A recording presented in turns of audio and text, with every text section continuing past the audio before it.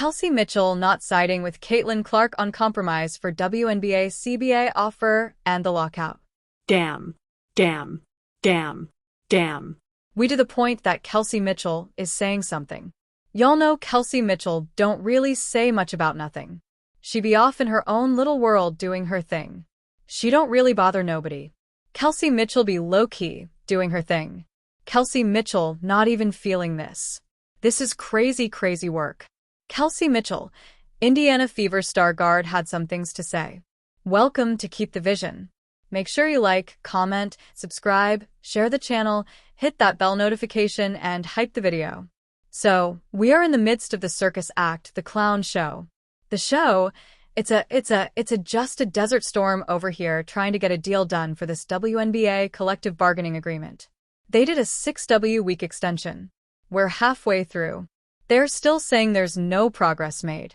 It makes no sense what's going on. And many people like me are now starting to grow afraid more that we might not actually have a 2026 season. I want to see Caitlin Clark destroy all of these ladies because I know Caitlin is the one. So we have to get into this article here, man. We got a few things we got to get into. Okay, here it says Kelsey Mitchell weighs in on a proposed development league in the WNBA. Here it says, as fans saw throughout the 2025 season, the Indiana Fever was tasked with signing several players to hardship contracts as members of the team suffered ACL and meniscus tears, broken feet, and groin injuries. While speaking to reporters during Unrivaled Media Day Monday, Kelsey Mitchell emphasized how powerful a developmental pool would be in the WNBA. She said, I mean, if you have a developmental league, I think the players that are on the team already won't have that much to worry about as far as everything that comes with losing certain people on your team, Mitchell said. On top of that, she added having a developmental pool would allow the pool members to grow alongside the team's regular season roster. And then, with the developmental part, you get the chance to grow with each other. I think developmental is just that, she continued. And I think that if you want to develop who you want on your team and mold them to where you want them to be, I think this is a great recipe to have for basketball across the board. Okay. So, many people were saying that this upshot league can be used as a development league for the WNBA. I don't know if Kelsey Mitchell is referencing that particularly, but let me see here. But she's definitely not feeling the situation of where they were last season and having to bring in this player and that player, and she wants something done about that in a development situation seems to be what Kelsey Mitchell is ultimately interested in. And, I think we're just kind of at a point where all of these players, they kind of want different things. And I don't know if everybody's truly on the same page like they be saying, because I keep seeing different players talking about different things that they want. You know what I mean? A few quotes from today. Kelsey Mitchell on her health. She said, I feel great.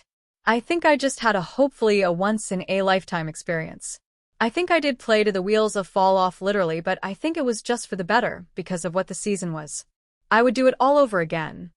Kelsey Mitchell on Unrivaled Indiana Fever. She said, hats off to Unrivaled for even having this because it gives us a chance to see where we're at, and then I get to see other great players and people that I may play with like Lexi and ABM on her. Recovery. She said, from a recovery standpoint, I think God set me down on purpose. I think my recovery was important.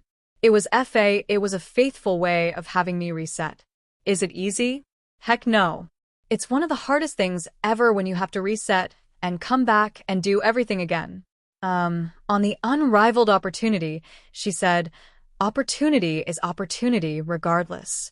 First and foremost, without being selfish, it's about putting yourself in a decent position. Unrivaled has opened their arms to me and other great basketball players to give us a platform for us to be us without going international. I think Unrivaled is a pillar for playing domestic basketball. Now. And Kelsey Mitchell seems to be excited about this Unrivaled opportunity, and this is a picture of her in her Hive Unrivaled uniform. So Kelsey Mitchell thinks that there needs to be some changes made to the WNBA's development system and having players ready to go. So that's that. And then we have this here, man. I mean, this is just, it's never ending, man. It's never ending. Latest CBA reports suggest the league and players are nowhere near a deal. As much as everyone involved wants the WNBA collective bargaining and negotiations to get ironed out, it sounds like things between the league and the players might be as estranged as they've ever been. According to reports from The Athletic, the league and athletes remain locked in a serious disagreement when it comes to what percentage of revenue sharing is justified. Players have asked for more than double the share of revenue the league has so far offered. I mean, this is just crazy, man. This is crazy, man. The outlet also noted Wnba Cba previously proposed a deal that would have given the players approximately 30% of league and team revenue.